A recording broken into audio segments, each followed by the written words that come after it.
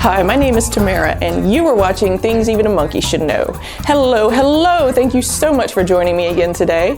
As you know, if you've watched some of my other videos, I'm not a professional anything except artist, but I have learned there are a number of things around the house and out in the yard and on my cars that I can do myself and often save myself time, money, and aggravation. So I hope you have saved those things now too. Well, today we are going to be looking at replacing gas struts on a deck box. Now this also applies, say, if you have a car that has the back that raises up and down, so SUVs, hatchbacks, etc., etc. Sometimes these struts will go out, and just whenever you're raising the back of your car to put your groceries in, you get a thump on the head, and it's not very nice. So let's get started.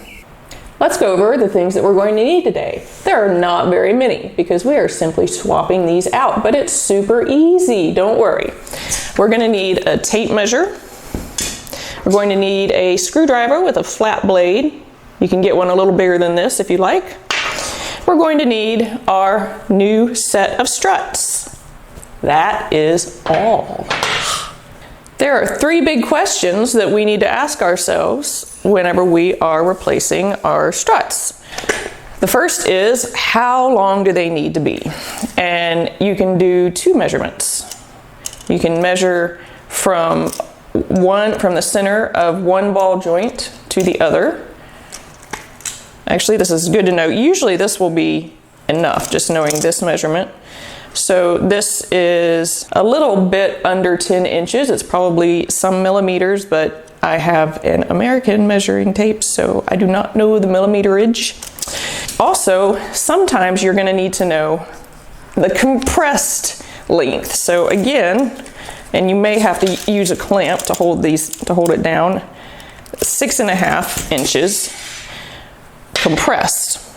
Now, if I had measured this off my broken struts, that would have been much easier. The next thing you need to know is how strong do you need your struts to be, like how many PSI, and that's how they're measured because they've got gas in this little cylinder here that tells this thing how quickly to pop open whatever the door is. It actually is more about like how much the door weighs, but if you get one that is too strong, let's say that what you have calls for a 15 PSI and you get a 45, well, number one, your door may not stay closed at all, and number two, if it does, it's going to come up and whap you in the face. So don't do that. Now, let's say that you are looking for a 15 PSI and you can't find it, just the next smallest size up is fine. So don't go down because then you might not have enough power to open whatever it is you're opening. Just 8, so say with this, 18 PSI would be fine. Now, most of the time, how do you know like how strong the current strut is? Most of the time they're going to have a number on them. Now I have examined these new ones and they don't have a number on them. See, this is the old dead strut. And see how it says 15 ON. Well, I don't know what the ON means, but the 15 was the PSI that I needed to find. Now in this particular size, I could not find a 10 inch with 15 PSI, but I did find a 10 inch 18 PSI, which still works just fine. Now the third question is, what kind of a connection do they have? The bulk of them are going to have these little ball connections, and we have that on both ends. So in my case, since the connection wasn't broken, I don't have to replace this. Now there are some that actually have brackets instead of these little balls. In that case, you will probably need to unscrew the current bracket and screw in the new bracket. Again, we're really lucky today because all that we have is these little balls, and we just pop the strut off and pop it back on. So how do we do that? Because if they're on there, they look like they're pretty tight on there, right? Well, it's actually super easy. Can you see this little thing right here? This thing actually lifts up, and this is what our screwdriver is for. So I'm going to lift up the strap simultaneously. There we go. Did you see that? Lift up the strap right here, and then it loosens inside of this just enough.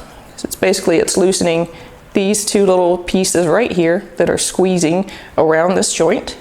and it loosens it just enough to let you pop the strut off. Now, it is absolutely helpful if you're doing a deck box, if you have a second person to hold this lid open for you so that you're not about to slam it on yourself.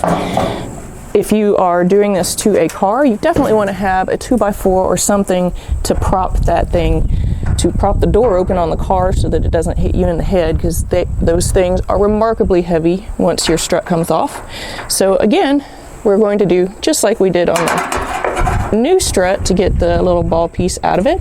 All we're doing is pulling this little strap back. It's hard to do from this angle, and I just simply got that off. Now, to put it back on, all that we are doing is pressing it onto this little ball joint. You hear that snap? That means it's on. Doing it on the bottom also. And now we have one on. So this makes the second one much easier. One more time. We are simply popping this off. Did you see how easy that came off?